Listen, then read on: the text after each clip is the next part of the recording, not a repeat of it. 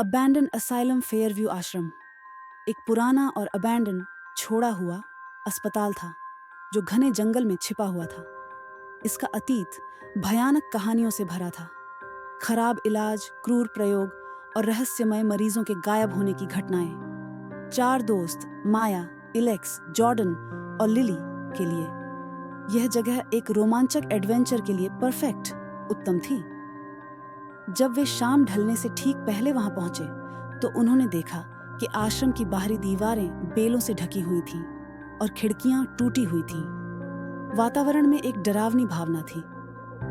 लेकिन वे अंदर चले गए। आश्रम का अंदरूनी हिस्सा अंधेरे गलियारों, उखड़ी हुई दीवारों और टूटी फूटी फर्नीचर से भरा हुआ था। चुप्पी का माहौल केवल उनकी कदमों की आवाज से टूट रहा था। माया, जो सबसे अनुभवी थी, ने सभी को सावधान रहने की सलाह दी। जैसे ही वे अंदर गए, उन्होंने मरीजों के कमरे, उपचार क्षेत्र और ऑफिस देखे, जो सभी धूल और सड़न से भरे हुए थे। वातावरण और भी भयानक होता गया और उन्हें ऐसा लगने लगा जैसे कोई उन्हें देख रहा हो।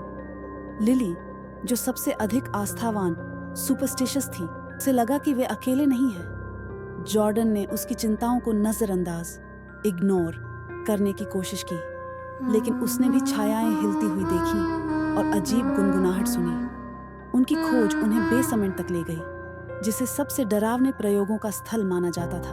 और बेसमेंट ठंडा और नम था। वहां एक लंबा गलियारा था जिसमें भारी और जंग लगे दरवाजे थे, जिन्हें माया ने बताया कि ये उन मरीजों के अलगाव के कमरे थे जिन्हें काबू में नहीं किया जा सकता था। गलियारे के अंत में उन्होंने एक बड़ा लौह दरवाजा पाया जो एक भारी चेन और ताले से बंद था। जॉर्डन ने ताले को एक धातु की छड़ी से खोला और वे अंदर गए। कमरे के अंदर वे सूखे खून के धब्बों और पुरानी कागजात और सिरिंज से भरे हुए शेल्फ्स पर देख सकते थे, जो पिछले क्रूर प्रयोगों के संकेत थे। जैसे ही वे कमरे की खोज कर रहे थे, लिली की टॉर्च झपकने लगी और उसने एक धीमी गुनगुनाहट सुनी, जैसे कोई गा रहा हो। गुनगुनाहट धीरे धीरे तेज होती गई और कमरे में एक भयानक धुन भर गई। माया की टॉर्च ने एक आकृति को कोने में पकड़ा और उन्हें एहसास हुआ कि वे अकेले नहीं हैं। आतंक फैल गया और समूह ने सीढ़ियों की ओर दौड़ लगाई, जबकि गुनगुनाहट और भी तेज हो गई। जब वे मुख्य हॉल में पहुंचे तो उन्होंने देखा कि आश्रम अब बदल चुका था। अब वहां आत्माओं की भीड़ थी, मरीजों और कर्मचारियों की जिनकी आंखें सुनी और चेहरे दर्द और गुस्से से विकृत थे। आश्रम अब केवल एक पुरानी इमारत नहीं थी। भागने की कोशिश में वे मुख्य दरवाजे की ओर दौड़े, लेकिन दरवाजा अचानक बंद हो गया, उन्हें अंदर ही बंद कर दिया। वे पीड़ित आत्माओं और भयानक गुनगुनाहट से घिरे हुए थे और उन्हें समझ आ गया कि अब कोई बचने का रास्ता नहीं है। आश्रम ने उन्हें अपने कब्जे में ले लिया था, जैसे उसने पहले के मरीजों को ले लिया था। माया ने सोचा कि शायद बेसमेंट में जाकर वे कुछ ऐसा खोज सकें जो इस अभिशाप को खत्म कर सके। सभी के पास और कोई विकल्प नहीं था, इसलिए उन्होंने फिर से बेसमेंट की ओर जाने का फैसला किया।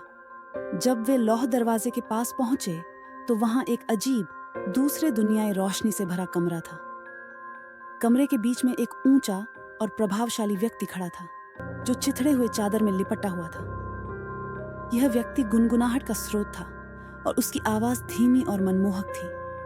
उसने कहा कि आश्रम एक ऐसा जगह है जहां दर्द और दुख भरे हुए हैं। जैसे ही उन्होंने बाहर जाने की कोशिश की, वे देख सकते थे कि आश्रम खुद को बदल रहा था।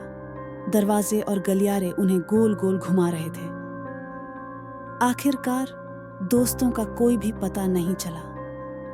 आश्रम अब भी छोड़ दिया गया है, एक ऐसी जगह जहां जीवित और मृत के बीच की सीमा धुंधली हो गई है और अतीत के खौफ कभी भी भुलाए नहीं जा सकते।